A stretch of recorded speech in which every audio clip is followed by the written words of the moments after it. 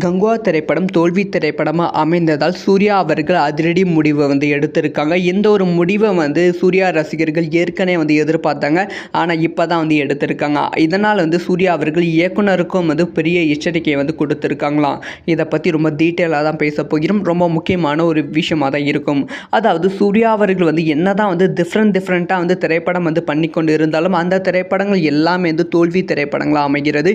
முக்கியமாக அவர் நடித்த முக்கியமான திரைப்படங்களான அஞ்சான் 24 திரைப்படம்லாம் அந்த டைமில் கொண்டாடாமல் ஒரு 2 வருஷம் கழித்து 3 வருஷம் கழித்து கொண்டாடுகிறார்கள். முக்கியமாக அவர் நடித்த காப்பான் திரைப்படம் அந்த மாதிரி ஒரு நிலைமைக்கு தான் போச்சு. அந்த திரைப்படத்துக்காகவும் 2 வருஷம் செலவு பண்ணியிருந்தாங்க. இப்போ என்ன ஒரு முக்கியமான அறிவிப்பு முக்கியமான முடிவு சூர்யா அவர்கள் எடுத்திருக்காங்கன்னா, சூர்யா அவர்களோட 46வது திரைப்படம் ஒரு பிரம்மாண்டமான திரைப்படமாக இருந்தது. சொல்லப்போனால் 600 கோடி பட்ஜெட்டில் உருவாக்கப்பட வேண்டிய திரைப்படமாக இருந்தது.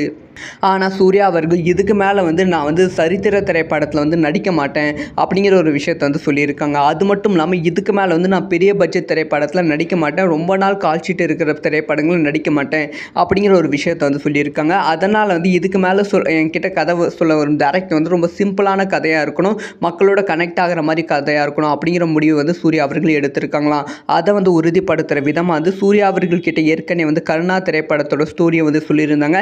இப்போ அந்த திரைப்படத்தை ரிஜெக்ட் பண்ணுற நிலைமையில் சூர்யா அவர்கள் இருக்காங்க அப்படின்னு சொல்லப்படுகிறது. இதை பற்றி உங்களோட ஒப்பீனியன்